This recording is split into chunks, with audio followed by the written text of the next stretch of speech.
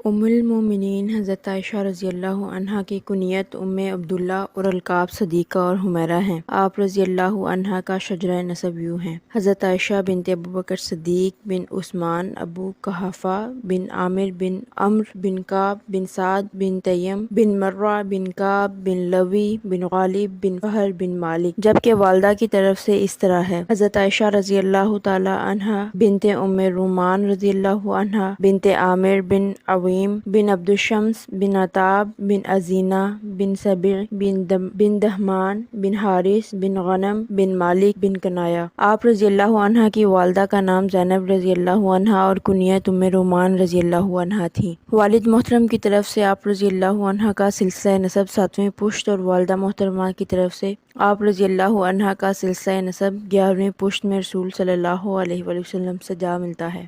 آپ رضی اللہ عنہا کی کنیت آپ رضی اللہ عنہا کے بھانجے کے نام پر ام عبداللہ رکھی گئی۔ آپ رضی اللہ عنہا 5 نبوی کو مکہ مکرمہ میں پیدا ہوئیں۔ ماں باپ دونوں ظہور اسلام کے وقت ہی مشرف پا اسلام ہو گئے تھے، لہٰذا یہ خصوصیت بھی امہات المومنین رضی اللہ عنہن میں صرف حضرت عائشہ رضی اللہ عنہا کو حاصل ہے کہ وہ پیدائشی مسلمان تھیں۔ ان کی رگوں پہ میں اسلامی خون تھا۔ نبوت کے 11ویں برس جب آپ رضی اللہ عنہا کی عمر 6 برس ہوئی تو عبداللہ بن حکیم رضی اللہ عنہا کے توسط سے آپ رضی اللہ عنہا کا نکاح آپ صلی اللہ علیہ وآلہ وسلم سے ہو گیا۔ ہجرت کے پہلے سال شوال کے مہینے میں آپ رضی اللہ عنہا کی رخصتی ہوئی۔ اس وقت آپ رضی اللہ عنہا کی عمر 9 برس تھی۔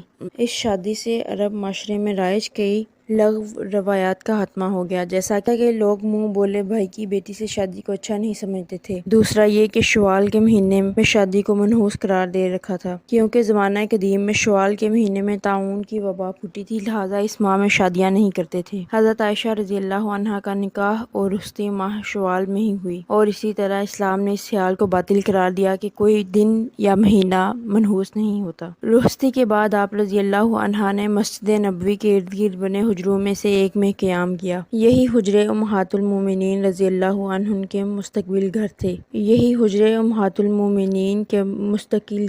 آپ رضی اللہ عنہا تا حیات اسی حجرے میں مقیم رہیں۔ آپ رضی اللہ عنہا حسن و جمال میں بے نظیر تھیں، سرخ و سفید رنگ، دبلا پتلا ڈیل ڈول۔ آپ رضی اللہ عنہا نہ صرف صورت میں بلکہ سیرت میں بھی بے مثال تھیں۔ آپ رضی اللہ عنہا نہایت ذہین، عقل مند، معاملہ فہم، باریک بین، دور رس نگاہ کی مالک تھیں۔ انہی صفات کی بدولت آپ رضی اللہ عنہا حضور اکرم صلی اللہ علیہ وآلہ وسلم کی محبوب رفیق حیات تھیں۔ کتب حدیث کے مطالعہ سے پتہ چلتا ہے تفسیر قرآن، علم حدیث، قصہ و قیاس، عقائد، علم اسرار دین، اسلامی تاریخ، فتاوی اور خصوصاً بنت آدم علیہ السلام کے متعلق دینی مسائل پر جس قدر گہری نگاہ حضرت عائشہ رضی اللہ عنہا کی تھی، وہ ان کے علاوہ چند اصحاب اکابر ہی کا حصہ ہیں۔ آپ رضی اللہ عنہا سے 2210 احادیث مروی ہیں، جن میں سے 174 احادیث پر شیخ الحدیث نے اتفاق کیا ہے۔ حضرت اسماعیل بخاری رحمۃ اللہ علیہ نے بخاری شریف میں تقریباً حضرت عائشہ رضی اللہ تعالی عنہا سے 54 احادیث روایت کی ہیں۔ امام مسلم نے ان سے 68 احادیث روایت کی ہیں۔ ایک روایت کے مطابق صحاح 6 حدیث کی 6